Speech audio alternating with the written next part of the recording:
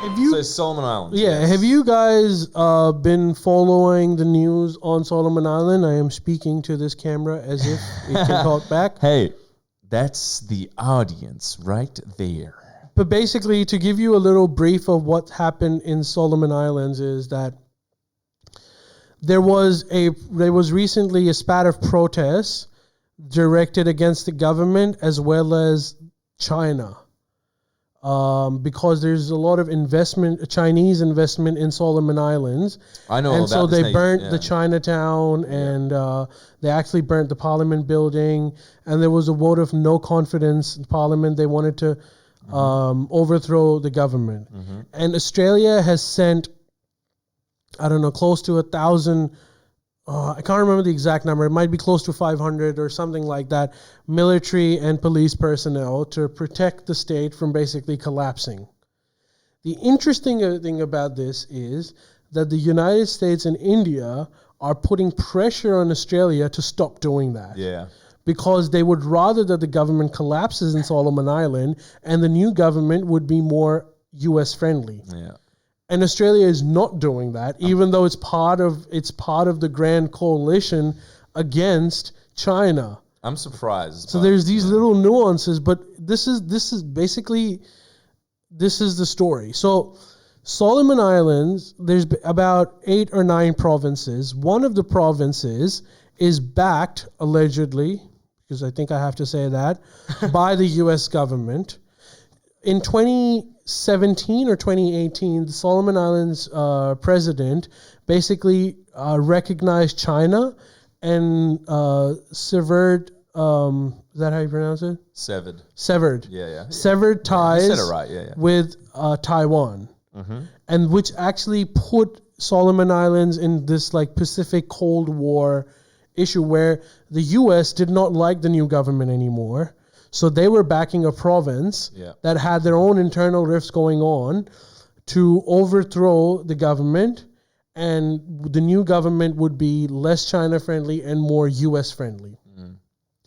China was giving a fair amount of money to the Solomon Islands through incentives of trade to basically convince them to side with China and neutralize that area and not let it be an American base for a potential conflict.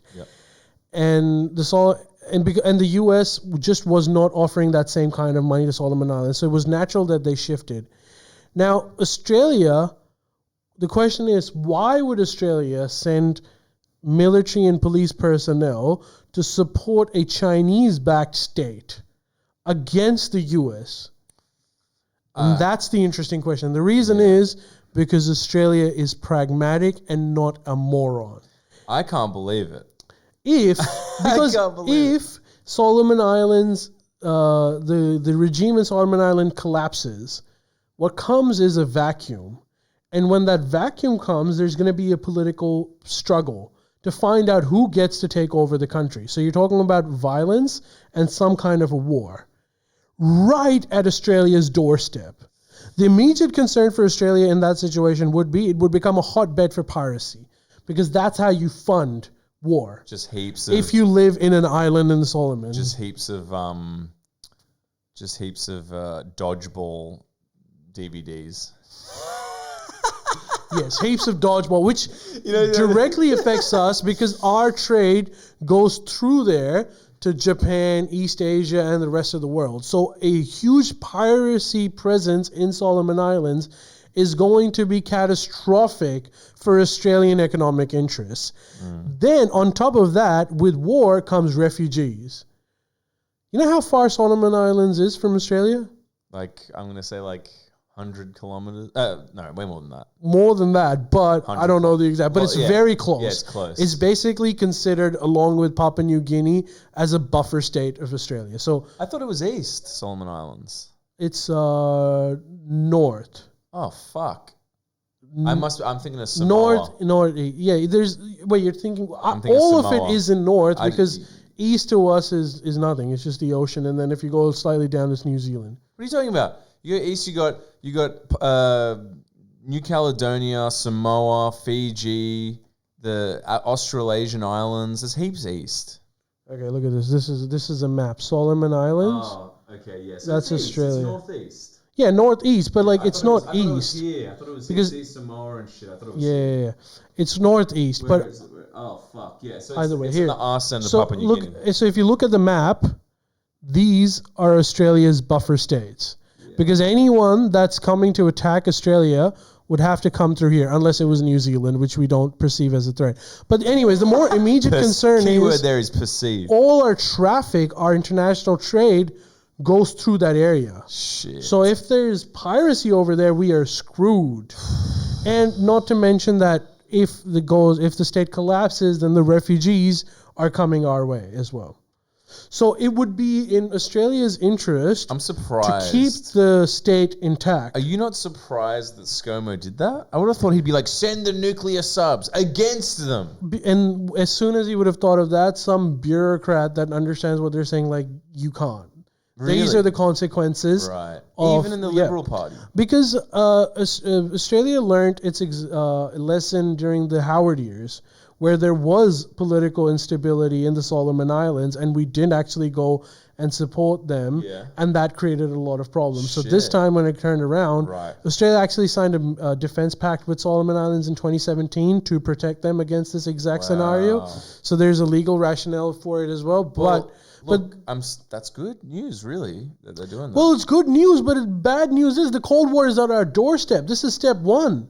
This is exactly what I'm talking about. This is the problem with the world wars. This Cold War is going to affect us. U.S. will have no issues. It's exactly None what of you were their saying. trade goes It's through here. exactly They're what- going to fuck off even if they lose Solomon Islands. And we're the one who has to live in this area and deal with the consequences. So it's not good that our backyard is basically no. a Cold War hotbed. Shit. That Croatian house is looking a lot toastier right now. Which is why I always say that Australia's foreign policy should not be to side with the US or China, but to evaluate what our self-interest is. I mean, I'm coming around, dude. I'm coming around. I'm serious. I'm coming around because that is pretty fucking terrifying, you know? Yeah. Like, that's a bummer, to say the least. I don't know. That's fucking crazy. It's also, I'm very embarrassed that I haven't kept an eye on that. I'm so detached from the current affairs. It's embarrassing. I need to. I think it's because it's depressing, but I need to like make more of an effort to actually keep abreast of these issues because it's serious shit. And like, I mean, look, let's just say it couldn't get any closer. yeah, There's nothing after Solomon Islands. Then it comes mainland Australia. There's no one else protecting us in between that. fuck, So if Solomon Island collapses, we are in a lot of trouble. shit. And then you've got Fiji and Papua New Guinea. Actually, and again, this is Papua New Guinea and Fiji are both supporting Australia and sending their own personnel too, because they have similar interests. Which means our foreign policy should be regional. It should take into account what our region needs, with players like Fiji, Papua New Guinea, New Zealand, Yeah, because we're the ones that will suffer. yeah. So we need to have a collective move with our neighbors. And if that also means that at some point we have to tell US we can't support you in this, and it also means we tell China we can't support you in this, this, and this, Yeah. that's the only way forward. Otherwise, we're screwed. You heard it here first. I mean, I'm not gonna. It sounds logical to me. It's just fucking brutal that it's human nature that I think that the world will.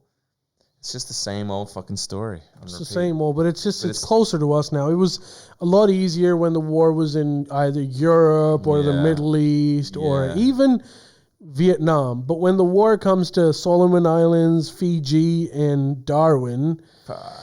It's just like World War II all over again. yeah, that's not comforting because now we're not in our safe zone anymore. I'm